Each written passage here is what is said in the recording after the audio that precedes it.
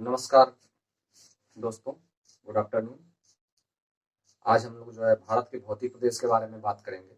भारत के भौतिक प्रदेश के बारे में और भौतिक प्रदेश के विभाजन को देखेंगे, जिसमें मुख्य कितने भागों में बांटा गया है उनके बारे में चर्चा करेंगे। चलिए आइए देखते हैं।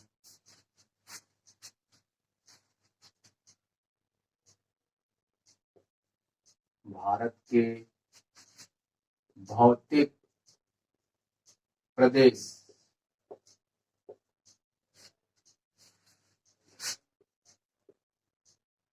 Physical region of India.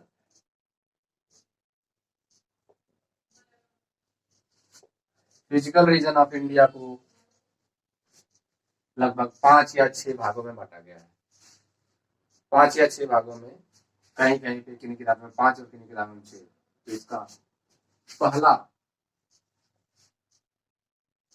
भाग है उत्तर का पर्वतीय क्षेत्र। उत्तर का पर्वतीय क्षेत्र। दूसरा भाग है उत्तर का मैदान। और तीसरा भाग है थार का मरुस्थल। चौथा भाग है प्रायद्वीपीय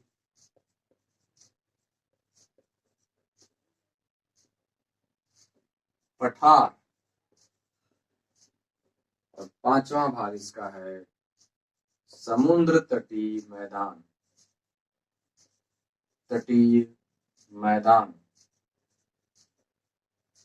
और छठा भाग इसका है द्वीप एवं द्वीप समूह।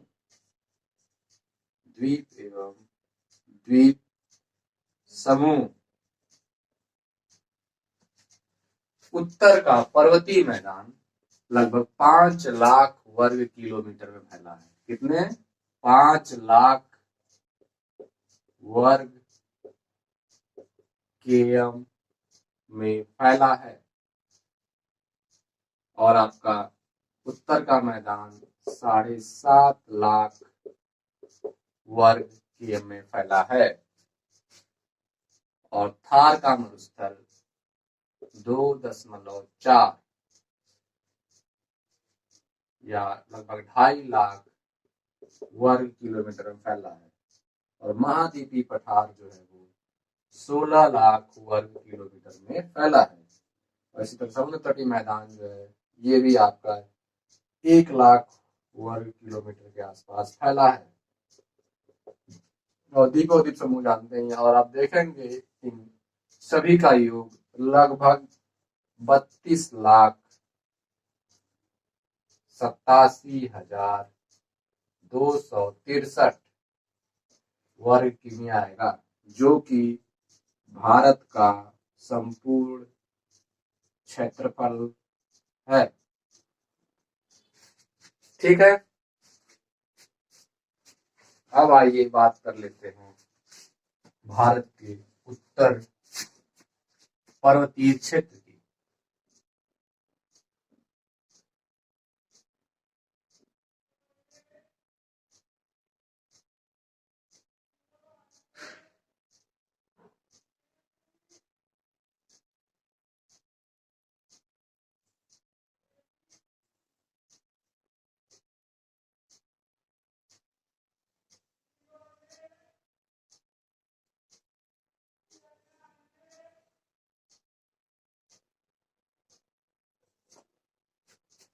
ठीक, ये है भारत का नक्शा। इसमें भारत के उत्तर पर्वतीय क्षेत्र की बात करेंगे।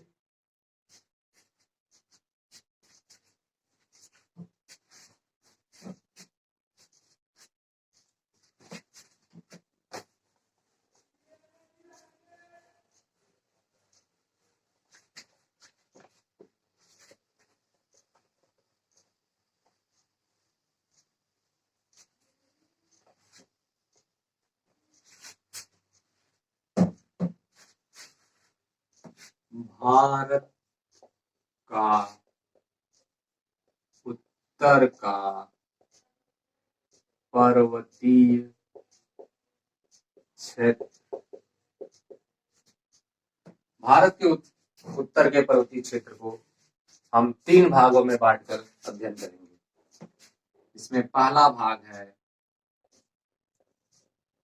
Trans Himalaya, trans Himalaya.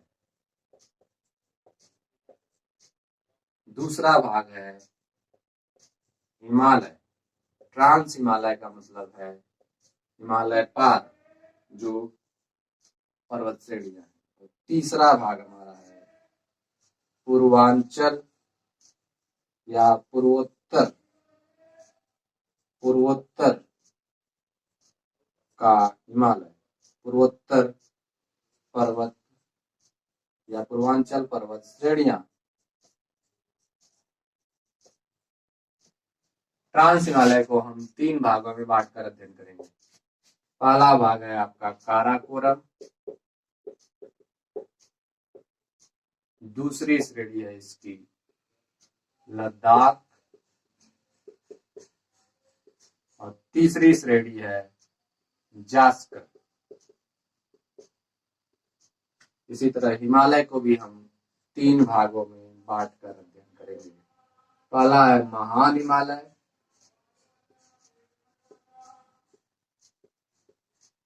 दूसरा है लघु या मध्य हिमालय,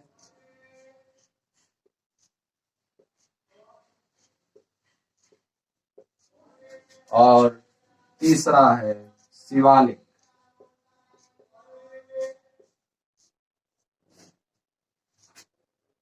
और पूर्वांचल के बारे में उन्हीं भागों में बात करेंगे जिनमें प्रमुख है पटकाई बम,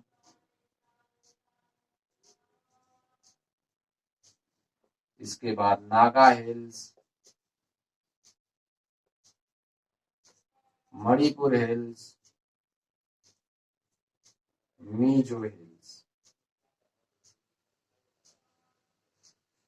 इन पहाड़ियों की हम पूर्वांचल हिमालय में बात करेंगे।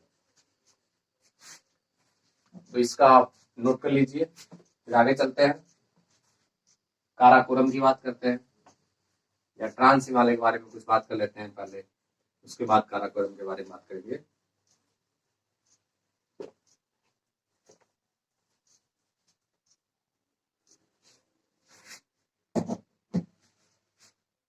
ट्रांस हिमालय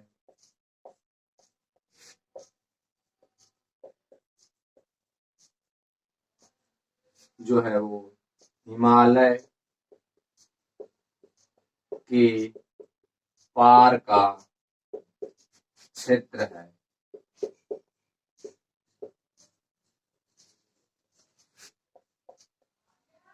ट्रांस हिमालय की स्थिति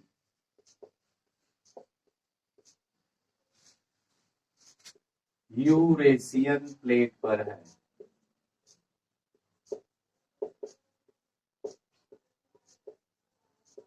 ठीक उसी तरह ट्रांस हिमालय को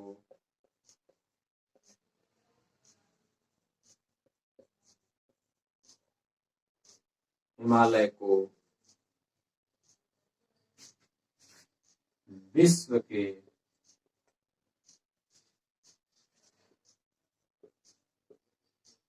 दुर्गम पर्वत श्रेणियों के लिए जाना जाता है।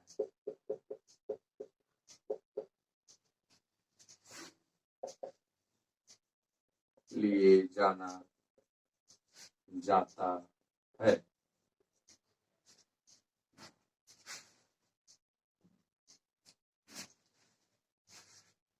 और आइए आप बात कर लेते हैं आगे।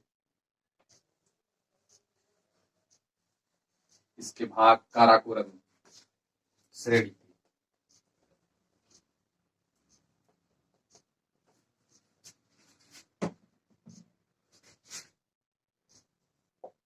काराकोरम श्रेणी काराकोरम श्रेणी ट्रांस हिमालय की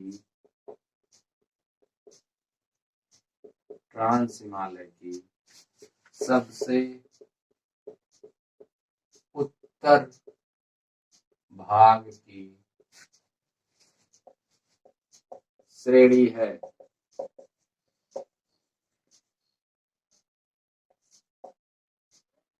ट्रांस हिमालय काराकोरम श्रेणी की लंबाई 720 किमी के आसपास है और इसकी चौड़ाई 40 किमी के आसपास। काराकोरम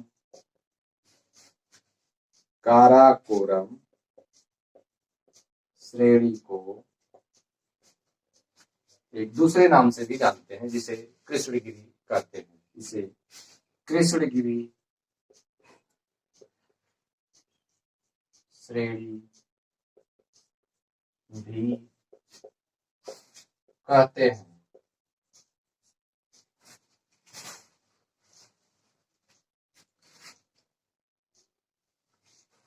काराकोरम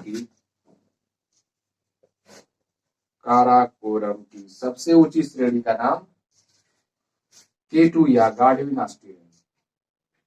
सबसे ऊंची श्रेणी का नाम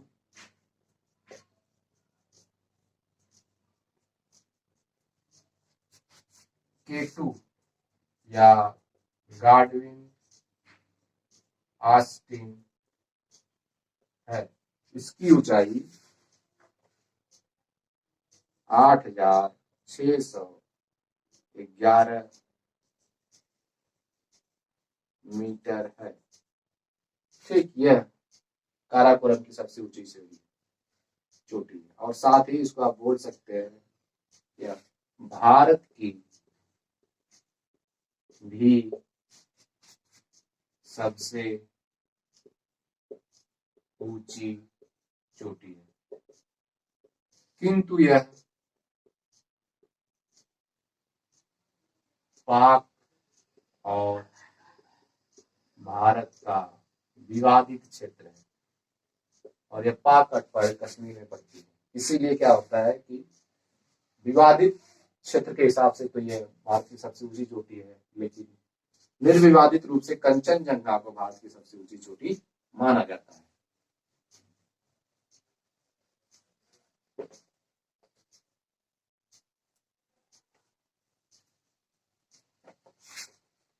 काराकोरम की स्थिति जान लेते हैं। काराकोरम श्रेणी यहाँ से यहाँ तक पड़ती है। इसके बाद आपकी लद्दाख श्रेणी पड़ती है और फिर जास्कर श्रेणी पड़ती है और लद्दाख का अगला पार्ट है कैलाश श्रेणी। ये हो गई आपकी काराकोरम, ये श्रेणी हो गई लद्दाख और ये श्रेणी आपकी हो गई जास्कर और आपका ये वाला क्षेत्र ही K2 गार्डविन ऑस्टिन।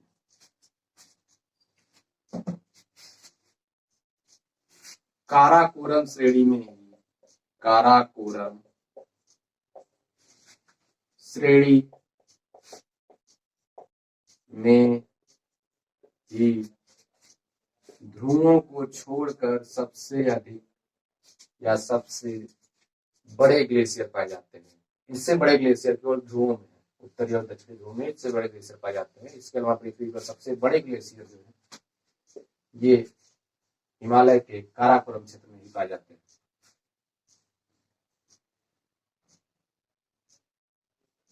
ध्रुवों को छोड़कर सबसे बृहद ग्लेशियर पाए जाते हैं पाए जाते हैं, जिनमें सबसे बड़ा ग्लेशियर है, सबसे बड़ा ग्लेशियर है सियाचिन ग्लेशियर। यह भारत का सबसे बड़ा ग्लेशियर माना जाता है। इसके अलावा इसमें व्हिस्पर, वाल्तोरो,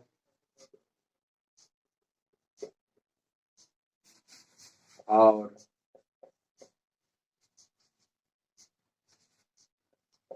अन्य प्रमुख है।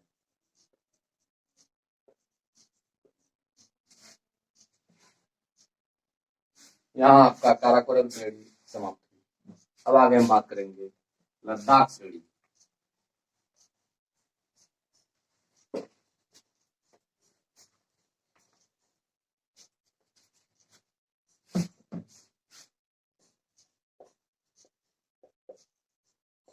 लद्दाख श्रेणी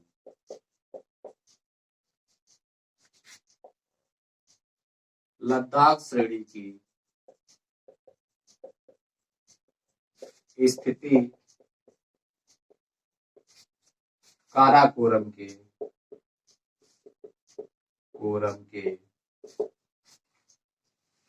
दक्षिण तथा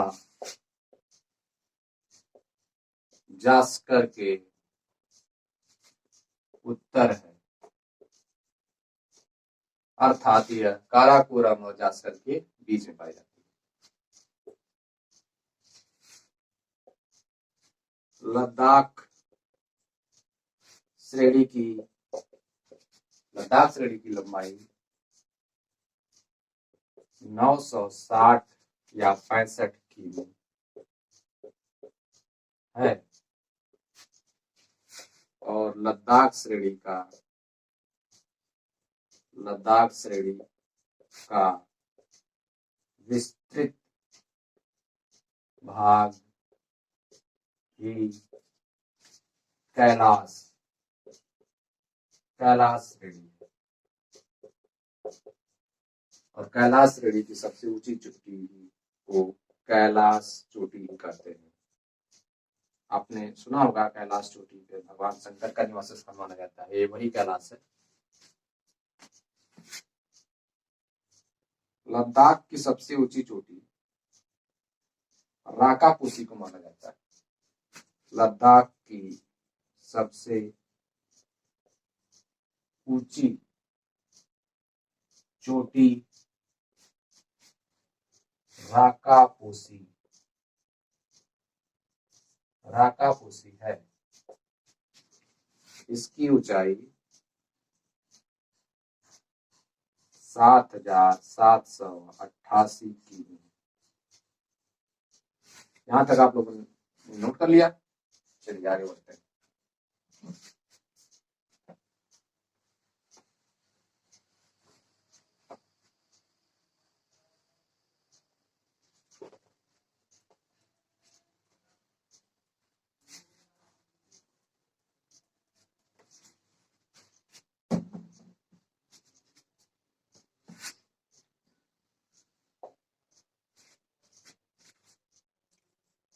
लद्दाख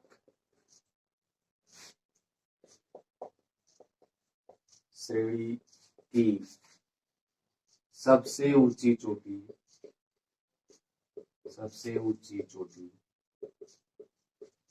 राकापोसी। कौन सी? राकापोसी दुनिया की सबसे या विश्व की सबसे तीव्र ढाल वाली या खड़े ढाल वाली चोटी है। तीव्र या खड़े ढाल वाली चोटी है। ठीक है, इससे प्रश्न भी काफी उठता है कि कौन सी चोटी है जो विश्व की सबसे खड़े तीव्र ढाल वाली चोटी। तो आपको क्या आंसर लगाना है? राकापोसी। अब आगे बढ़ते हैं हम लोग जास्कर श्रेणी में। जास्कर श्रेणी यह ट्रांस हिमालय की अंतिम या सबसे दक्षिणतम श्रेणी जास्कर श्रेणी लगभग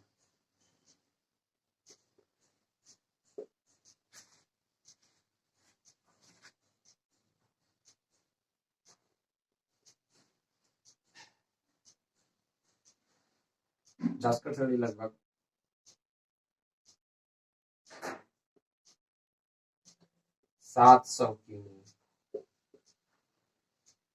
क्षेत्र में है।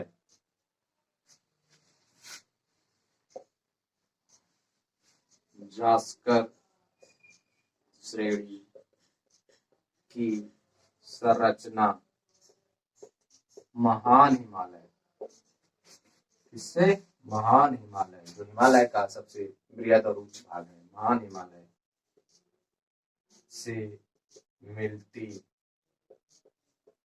जुलती है। ठीक, मिलती जुलती है। जास्कर श्रेणी के पास ही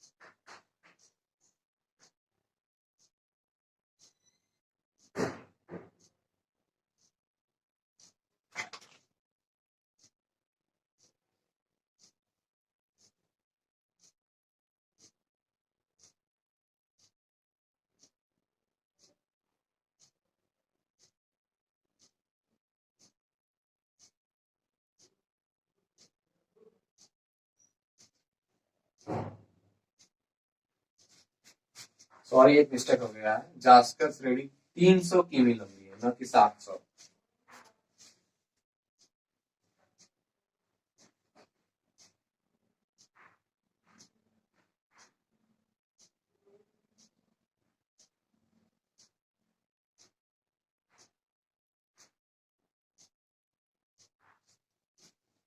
और ट्रांस हिमालय की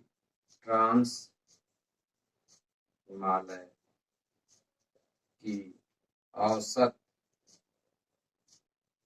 ऊंचाई 4500 मीटर से 5500 मीटर के बीच है। ट्रांस हिमालय जास्कर श्रेणी अपने को इंडो सांगपो सचर जून, जो कि एक भ्रंश है, फाल्ट है, भ्रंश से महान हिमालय से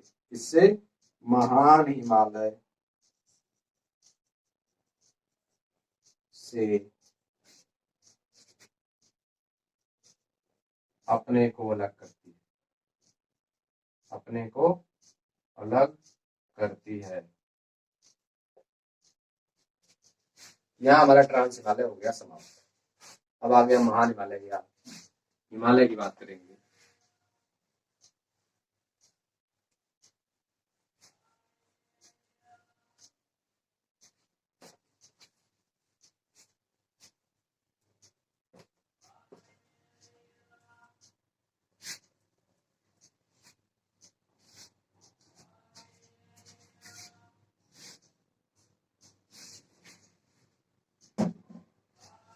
पहले नक्शे पे समझ लेते हैं, मैप पे। ये है आपका जास्कर और ये है आपका इंडो सांगपो सचर जो भ्रंश है, जो अलग करता है। तो महान हिमालय आप देखेंगे कि चाप की तरह है, जो सिंधु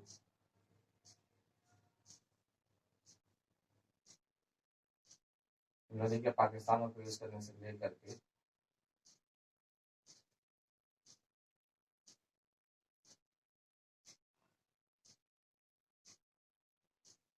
पूर्वांचल हिमालय तक या पूर्वोत्तर हिमालय तक चलती है। तो आप देखेंगे महान हिमालय हमारा यहाँ से लेकर के यहाँ तक माना जाता है, ठीक। क्योंकि एक चाप के आकार का, और ये अनवरत है, बीच बीच में कटा फटा नहीं। यहाँ पे जो है नंगा पर्वत है, यहाँ से मोड़ खाता है, और यहाँ पे है नामचा पर्वत। कौन सी? नामचा बरवा, और यहाँ पे है नंगा पर्वत। ये महान हिमालय की दो चोटियां हैं, यहाँ से हिमालय एक चाप के आकार में, और यहाँ से मुड़ जाता है तथा दूसरे देशों में चला जाता है।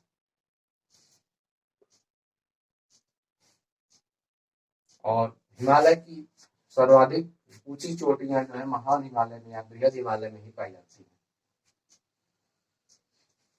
इसमें आपके मिल जाएगी नंगा पर्वत, यहाँ पे आप आएंगे तो जम्मू कश्मीर में कामेट, उत्तराखंड में आएंगे तो यही आपको नंदा देवी, आगे चलेंगे यहाँ पे नेपाल वाले में तो यही मिल जाएगी आपको अन्नपूर्णा, यहीं पे आपको मिल जाएगी धौलाधर, यहाँ आगे मिल जाएगी एवरेस्ट, और कंचनजंगा आपका नेपाल और सिक्किम वाले क्षेत्र पे कंचनजंगा, और आगे नामचा पर्वत। ये प्रमुख श्रेणियां हैं जो महान हिमालय पे सर्वाधिक ऊंची श्रेणियां हैं। और इसी महान हिमालय का पार्ट जो पाकिस्तान में चला गया है, इसको सुलेमान, और इसको बलूचिस्तान वाले भाग में चला गया, इसको किरथर श्रेणी या पर्वत श्रेणी के नाम में जाना जाता है। तो आइए महान हिमालय की बात कर लेते हैं। क्या है महान हिमालय या बृहद हिमालय?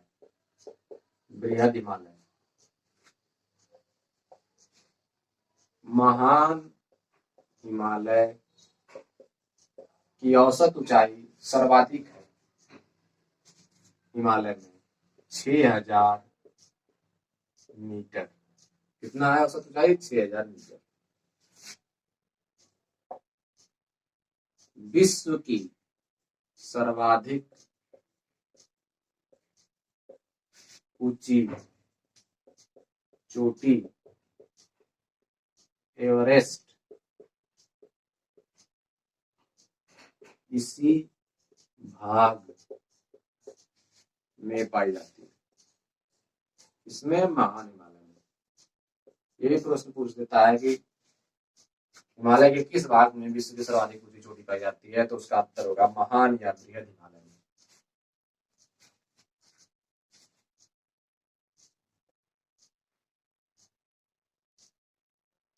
महान हिमालय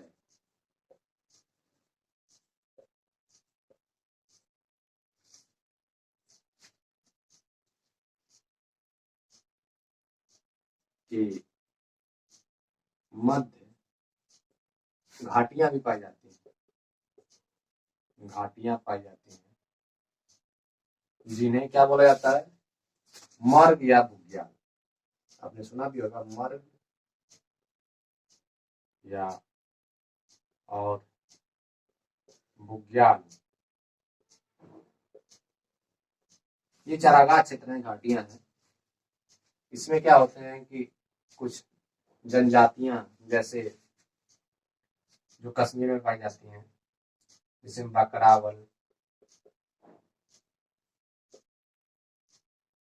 और बद्दी या बद्दू, जो भी है, ये इस क्षेत्र में निवास करती है। महान हिमालय की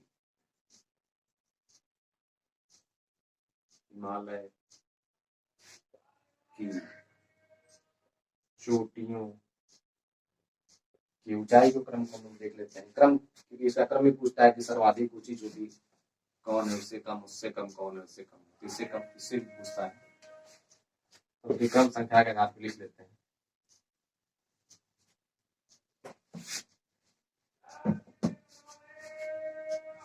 सर्वाधिक ऊंची चोटी आप जानते ही हैं, एवरेस्ट।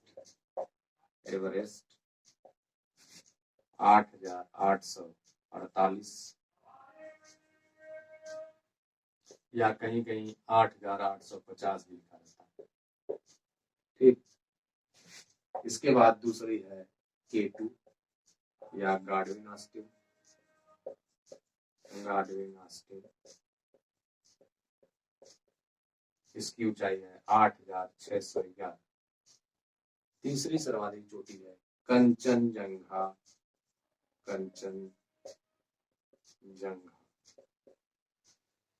इसकी ऊंचाई है 8,477 मीटर।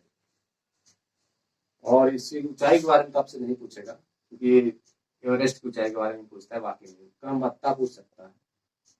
इसके बाद आपकी सबसे ऊंची चोटी है नंगा पर्वत। इसके बाद है कामेंग। तीसरी, इसके बाद है आपका नंदा देवी। इससे अधिक नहीं पूछता आप लोगों एग्जाम में। तो और महान हिमालय, महान हिमालय, महान हिमालय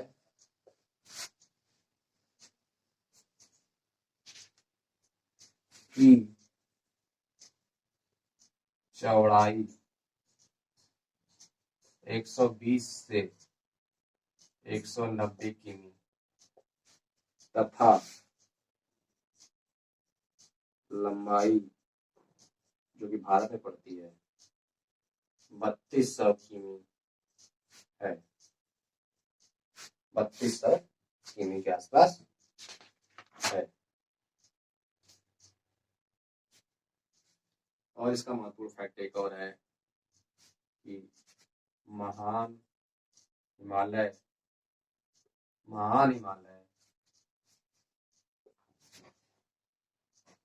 लघु हिमालय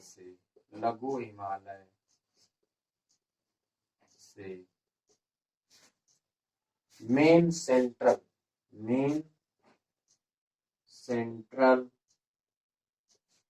थ्रस्ट बाउंड्री, जो कि एक भ्रंश है, से अलग होती है या होता है। ठीक है, यहाँ आपका महान हिमालय समाप्त हुआ। अब आगे बढ़ते हैं हम लोग, मध्य या लघु हिमालय के बारे में बात कर लेते हैं।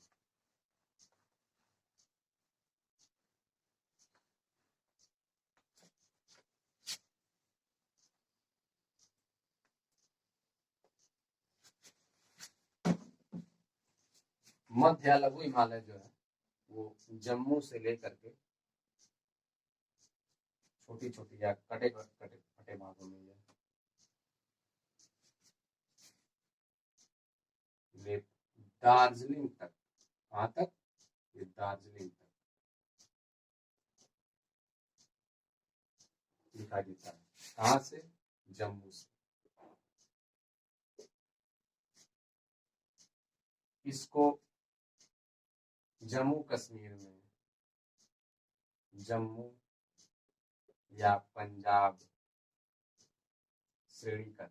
क्या कहते हैं, जम्मू या पंजाब श्रेणी। हिमाचल प्रदेश में इस श्रेणी को, मतलब या मध्य हिमालय की श्रेणी को धौला धर कहते हैं, और उत्तराखंड में इसे नाग टिब्बा, क्या, नाग टिब्बा, और नेपाल में इसी श्रेणी को महाभारत रेंज बोला जाता है। और दार्जिलिंग में आ जाते समाप्त हो जाते। तो आप देखेंगे कि लघु या मध्य हिमालय, लघु या मध्य हिमालय की चौड़ाई जो है 80 किमी, 80 से 100 किमी है। और यह कई श्रेणियों में बटा हुआ है। अगर संपूर्ण की बात कर लें तो यह 3000 और इसकी औसत ऊंचाई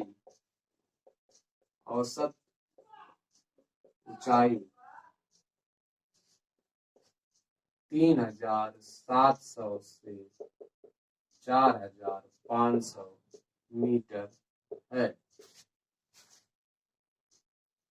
इसकी पर्वत श्रेणियां जो प्रमुख हैं, पर्वत श्रेणियां जो लघु हिमालय या मध्य हिमालय में पाई जाती है, पर्वत श्रेणियां जो प्रमुख है आपका जम्मू कश्मीर में पड़ती है पीर पंजाल, पीर पंजाल श्रेणी, पीर पंजाल श्रेणी, पीर पंजाल श्रेणी।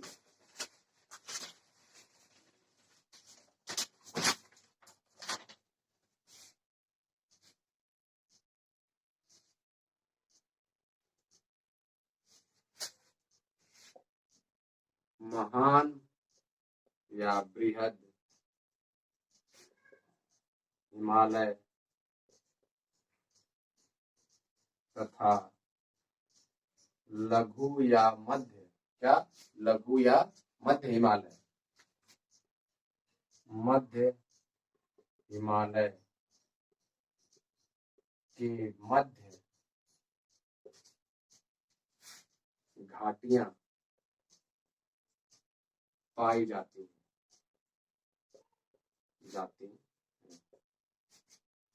जैसे कश्मीर में कश्मीर घाटी, कश्मीर घाटी,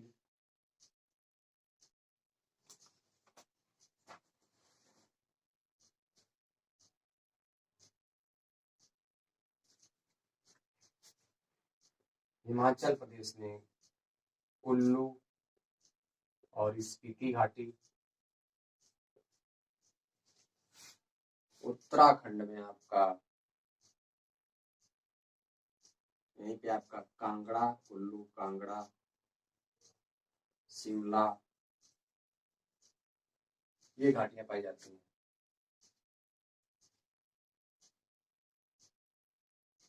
सॉरी मैंने वहां गलत पढ़ा दिया था।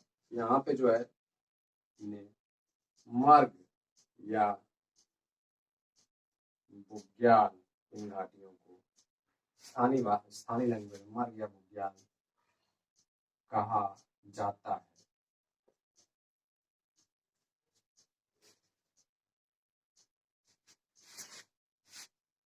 लघु या मध्य हिमालय में कुछ स्वास्थ्य वर्धक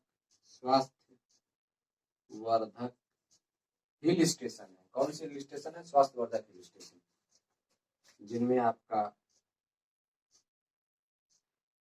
शिमला, कुल्लू, मसूरी और दार्जिलिंग पढ़ते हैं। कौन? दार्जिलिंग पढ़ते हैं।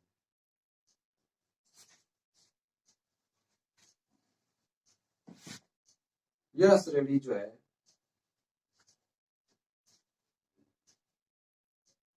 शिवालिक से, मेन बाउंड्री फॉल्ट, किसके द्वारा? मेन बाउंड्री फॉल्ट के द्वारा अलग होती है। और यहाँ आपका जो है लघु या मध्य हिमालय समाप्त हुआ। आगे हम शिवालिक हिमालय की बात करेंगे।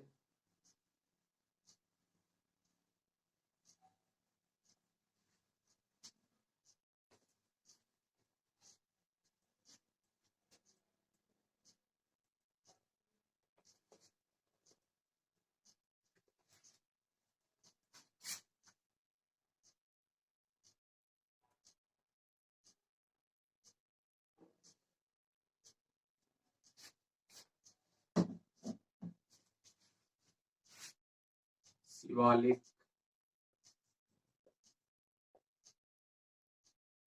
श्रेणी। शिवालिक श्रेणी देखेंगे और छोटे छोटे भागों में है और यह पूर्ण रूप से अभिवलित नहीं हुई, इसे आंशिक वलित श्रेणी बोला जाता है, जो लगभग जम्मू से लेकर के छोटी छोटी श्रेणियों में यह बिहार तक, या बिहार में जो कोसी नदी है, कोसी नदी तक दिखाई पड़ती है, फिर बीच में विलुप्त हो जाती है, फिर अरुणाचल प्रदेश में दिखाई देती है, जिसमें मिसमी, अभोर, डफला और मिकिर श्रेणियों के बीच में नाम से जानी जाती है स्थानीय रूप से। तो शिवालिक श्रेणी की औसत चौड़ाई जो है 10 से 50 किमी है। औसत ऊंचाई इसकी जो है 900 से 1200 मीटर है। कितनी है? 900 से 1200 मीटर है। और शिवालिक और लघु हिमालय के मध्य की चोटियों को, मध्य की चोटियों नहीं, सॉरी, घाटियों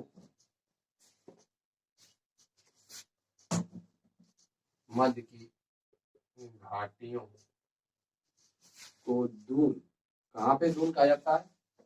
उत्तर की तरफ या जम्मू कश्मीर की तरफ दून, हिमाचल और जम्मू में, और उत्तराखंड में इसे द्वार कहा जाता है। देहरादून तो आपने नाम सुना ही होगा। जैसे आपका जम्मू दून, देहरादून, और आपके इधर हरिद्वार, द्वार या दुआर भी बोला जाता है, हरिद्वार। और इसी तरह आपका असम वाले क्षेत्र में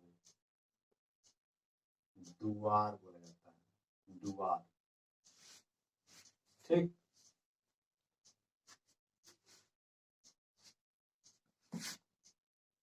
शिवालिक के निचले भाग को तराई कहते हैं। क्या कहते हैं? तराई।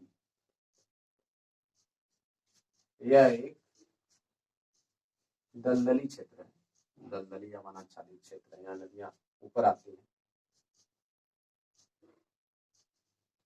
और तराई के दक्षिण में जो है भी एक भ्रंश पाई जाती है, जैसे बृहद सीमावर्ती भ्रंश या ग्रेट बाउंड्री फॉल्ट कहा जाता है, ग्रेट बाउंड्री फॉल्ट। यह कहां से कहां तक है? कश्मीर से असम तक यह फॉल्ट पाई जाती है। और यहाँ आपका हिमालय का 2 पार्ट खत्म हुआ, और तीसरे पार्ट पूर्वांचल हिमालय की आगे बात करते हैं।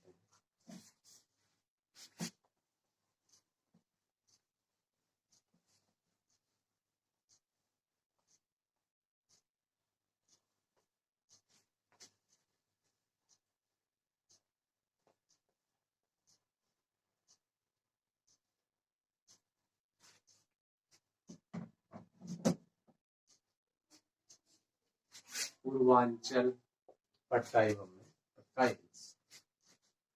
तो पूर्वोत्तर में इन्हें Patkai, Bum, Naga hills, Manipur hills, Mizo hills और त्रिपुरा हिल्स के नाम से जाना जाता है, के नाम से यह कहा जाता है। मिजो हिल्स, कौन से हिल्स? मिजो हिल्स की सर्वाधिक ऊंची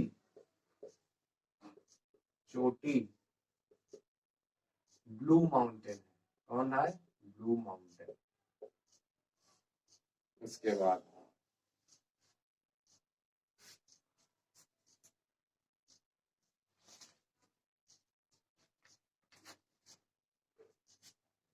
यहाँ पूर्वांचल हिमालय आपका समाप्त हुआ और इसमें कुछ बचा हुआ है दर्रों के बारे में हम लोगों ने बात नहीं किया है, तो उनके बारे में आगे बात कर लेते हैं।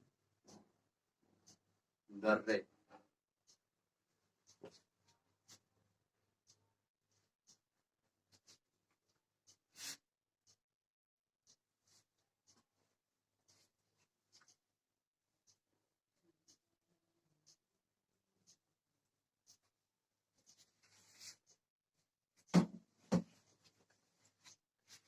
उत्तर पर्वतीय क्षेत्र के दर्रे।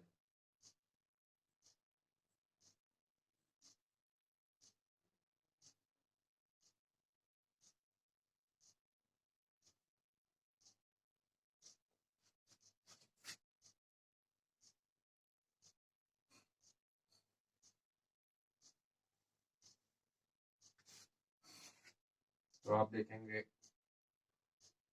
यहाँ पे एक दर्रा पाया जाता है,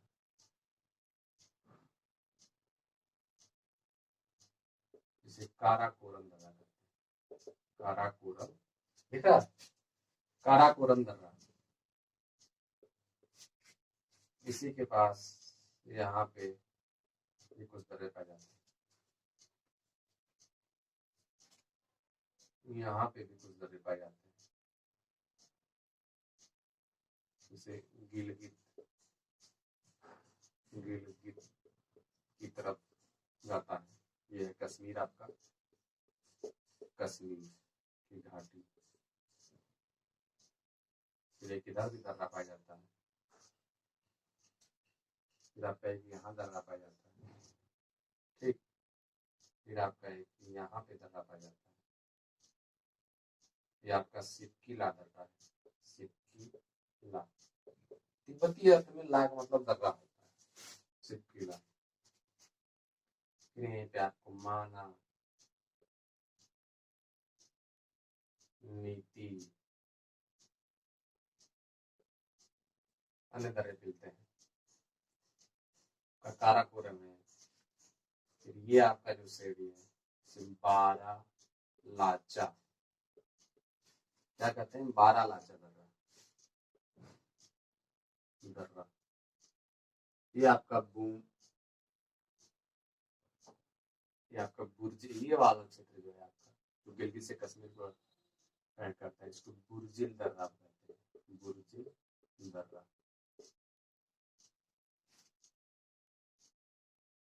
फिर इसको बारालाचा ये है, और ये जम्मू से कश्मीर को जोड़ने वाले दर्रे को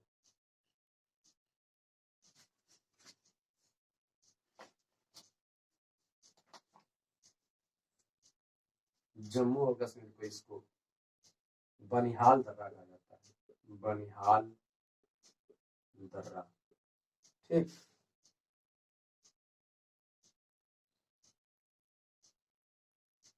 और यहीं पे एक दर्रा और पड़ता है जो कश्मीर को जो है या श्रीनगर को जो लेह से जोड़ता है, इसको बोलते हैं जोजिला। जोजिला दर्रा के पास ही एक सुरंग है जिसका नाम, और यहीं पे आपको हिमाचल से जोड़ने वाला एक और दर्रा मिलता है, जिसे रोहतांग दर्रा कहा जाता है। ठीक है।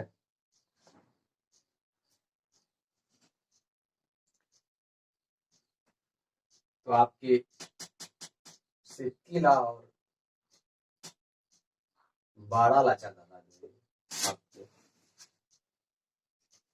कश्मीर के दर्रे, कश्मीर के दर्रे, जिसमें आपका हो गया बुर्जिल दर्रा, बुर्जिल दर्रा, ये जोड़ता है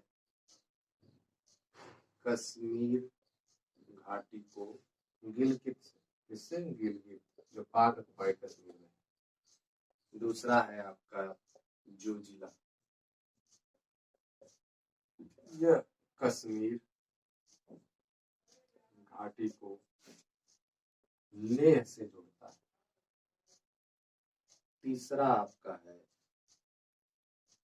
बनिहाल दर्रा, बनिहाल दर्रा, यह जोड़ता है कश्मीर घाटी को जम्मू से।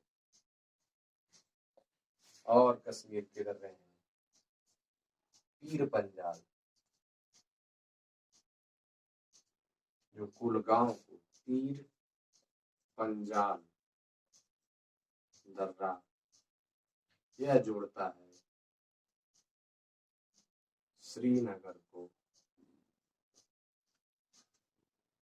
कुलगाम को, श्रीनगर में सॉरी, कुलगाम को कोठी से। ठीक है।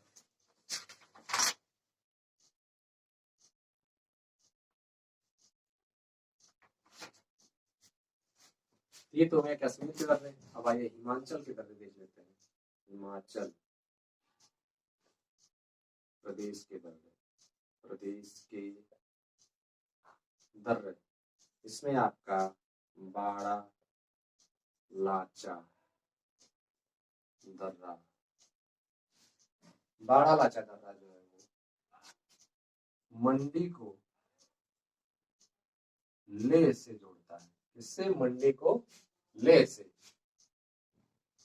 और फिर सिक्किला दर्रा, सिक्किला, ला का मतलब दर्रा ही होता है, लेकिन लिख देते हैं यहाँ पे सिक्किला दर्रा,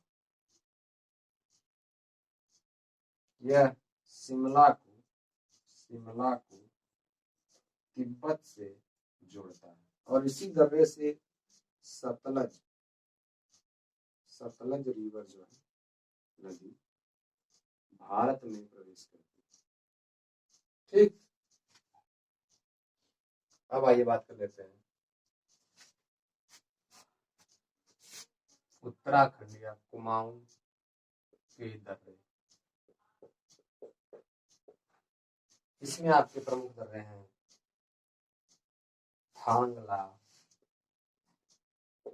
थांगला, माना, नीति,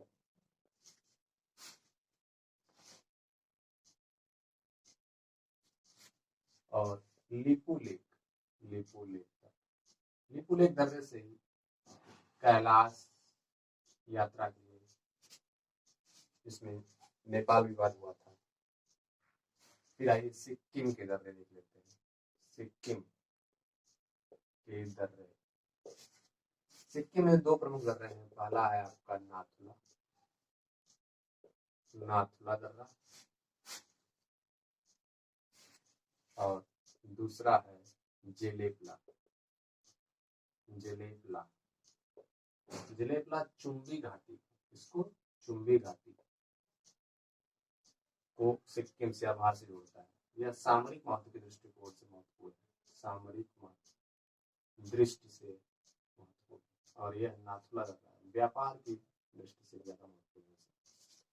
चीन से व्यापार होता है, नाथुला चीन से जोड़ता है। ठीक है, चीन अधिकृत तिब्बत से। इसके बाद आइए देख लेते हैं अरुणाचल प्रदेश के दर्रे। ये आपका और ये आपका, ये है आपका नाथुला, और ये है आपका जेलेपला। ठीक। और यहीं पे आपका जो है उत्तराखंड और नेपाल के। Lipu lake, Lipu lake. इसमें अरुणाचल प्रदेश में जो है दर्रा पाया जाता है, इसे बोमडिला, बोमडिला। फिर एक और दर्रा पाया जाता है जिसे बोमला, ठीक। और यहाँ पे नामचा पर्वत के पास एक और दर्रा पाया जाता है, जहाँ से ब्रह्मपुत्र नदी जो है भारत प्रवेश करती है, यंगयप दर्रा, यंग या यंगयप दर्रा। फिर म्यांमार को भारत से जोड़ने के लिए यहीं पे एक दर्रा है जिसको दीफू दर्रा बोला जाता है, ये अभी अरुणाचल प्रदेश में पड़ता है। दीफू दर्रा, कौन सा दर्रा? दीफू दर्रा। फिर यहीं पे भारत में हमारे जोड़ने वाला पांगसांग, पांगसांग, पांगसांग दर्रा। फिर यहीं पर अरुणाचल प्रदेश में एक और जोड़ने वाला है लिखा पानी, लिखा पानी दर्रा। ये तो हो गया अरुणाचल प्रदेश के दर्रे। यहाँ तक आप लोगों ने नोट कर लिया?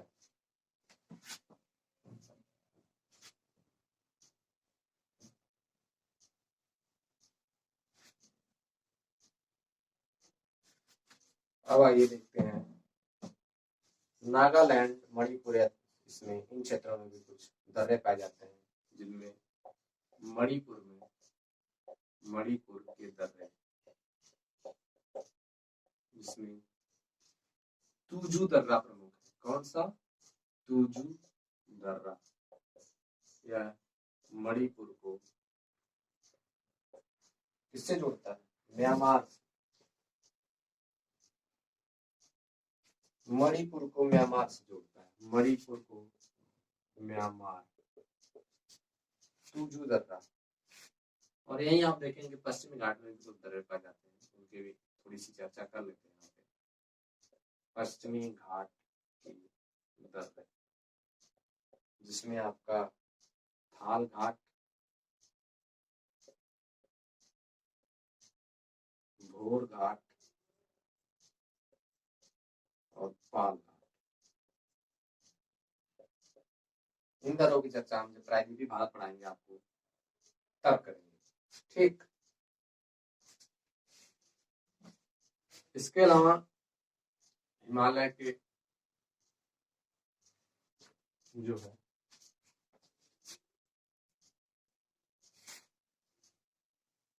एक और माध्यम से इसका अध्ययन किया जाता है, नदियों के विभाजन के आधार पर भी हिमालय का अध्ययन किया जाता है।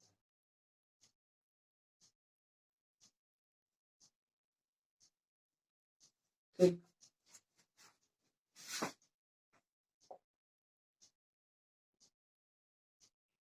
विद्वान थे, उनका नाम हमें याद नहीं आ रहा है इसमें।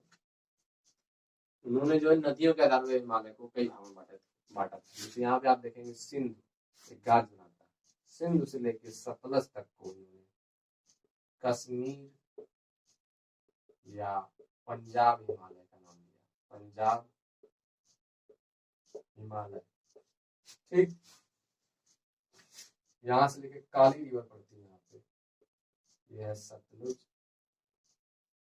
यह सिंध नदी और ये काली नदी। काली नदी वाले क्षेत्र में कुमाऊं हिमालय, कुमाऊं हिमालय का नाम दिया है। और फिर उसके बाद नेपाल, काली नदी से लेकर के तीस्ता नदी पड़ती है, इसको उन्होंने नेपाल हिमालय, नेपाल हिमालय कहा। और उसके बाद तीस्ता नदी से लेकर के ब्रह्मपुत्र नदी तक, ब्रह्मपुत्र नदी को इन्होंने असम हिमालय नाम दिया, असम हिमालय, असम हिमालय नाम दिया। तो इसमें आप देखेंगे कि असम हिमालय की चौड़ाई जो है 720 किमी है मानी जाती है, सबसे लंबा इसमें नेपाल हिमालय को माना जाता है। नेपाल हिमालय जो है लगभग 800 किमी, और फिर कुमाऊं हिमालय, इसकी लंबाई 320 किमी, और कश्मीर हिमालय की लंबाई जो है 560 किमी मानी गई इनके द्वारा।